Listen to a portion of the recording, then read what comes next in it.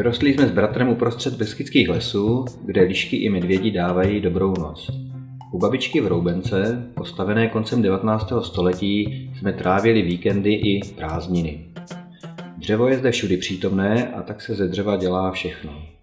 Tady jsme asi dostali ten pravý základ, i když si to člověk zpočátku neuvědomuje.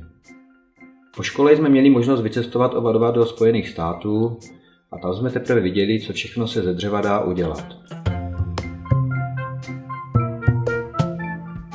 Specializujeme se na stavby z masivu, tedy kanadské sruby z kulatiny a roubenky z hranolů. Dáváme přednost přírodnímu nevysušenému dřevu. I když nabízíme také konstrukce z lepených hranolů a sendvičové dřevostavby, přírodní masiv je našemu srdci nejblíže. Pracujeme v oboru od roku 1997 a postavili jsme více jak 300 masivních dřevostaveb. Děláme tuhle práci, protože nás baví, přestože práce se dřevem je opravdu složitá. A za tu dobu se člověk setkává s různými názory. Mnoho lidí má u nás ke dřevu velice kladný vztah. Jsou to lidé, kteří touží po srubu nebo roubence, přesně vědí, co chtějí a dřevo se jim líbí. Oni si nás většinou najdou sami.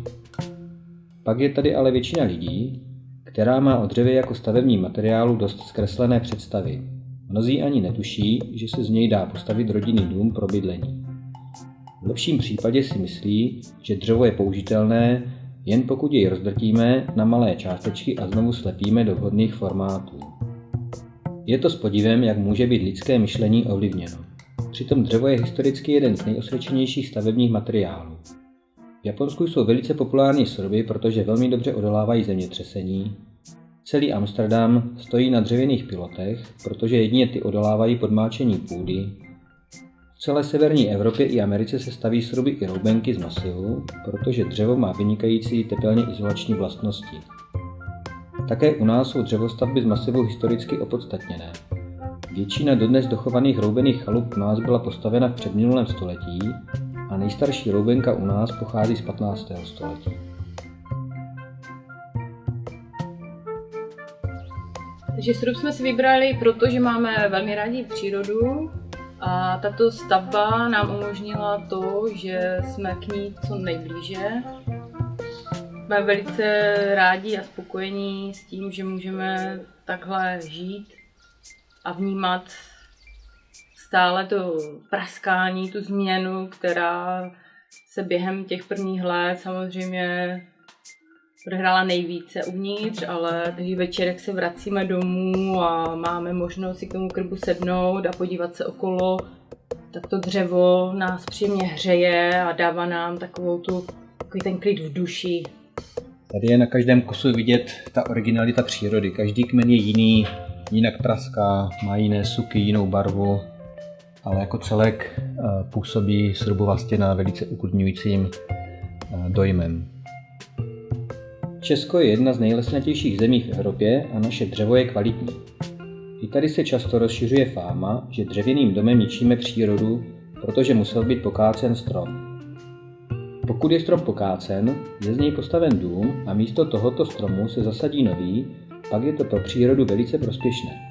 Je zajištěn přírodní koloběh, energie vynaložená na zpracování dřeva je nepoměrně nižší než na výrobu například cihly a ve dřevě samotném je bezpečně uloženo obrovské množství kysličníku uhličitého, který by uvolněním do ovzduší přírodu poškozoval.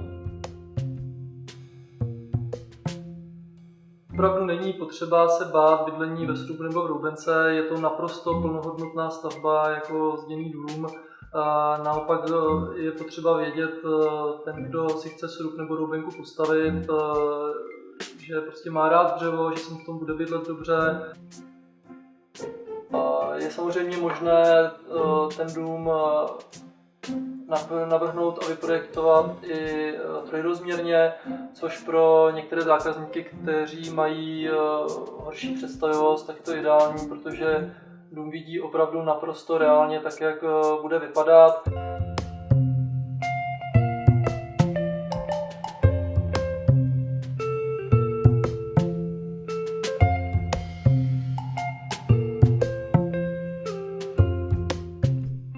Nemyslím si, že by stavby z masivu měly být pro každého člověka. Ne všem se musí líbit přirozené stárnutí dřeva, kroucení a vznik výsušných prasklin. Ti, kterým se dřevo líbí, by se ho určitě neměli bát. Dřevo má v sobě neopakovatelnou energii, která má pozitivní vliv na zdraví i psychiku každého člověka. A hlavně učí nás žít v souladu s přírodou a ne proti ní.